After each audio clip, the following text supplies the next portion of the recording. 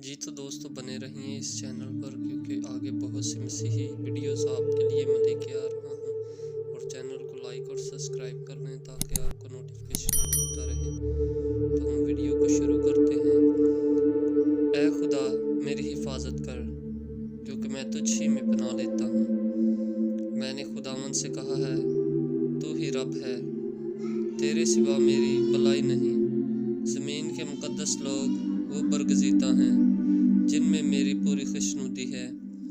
गैर मबूदों के पीछे दौड़ने वालों का गम बढ़ जाएगा। मैं उनके से खून वाले तपावन नहीं तपाऊंगा और अपने होठों से उनके नाम नहीं लूँगा। खुदावंद ही मेरी मिरास और मेरे प्याले का हिस्सा है। तू मेरे वहरे का मुहाफिज है। खरेब मेरे लिए, जरेब मेरे लिए दिल पसंद जगहों में पड़ी, बल्कि मेरी मिरास खूब है। मैं खुदावंद की हम्द करूँगा जिसने मुझे नसीहत दी है, बल्कि मेरा दिल रात को मेरी तरबियत करता है।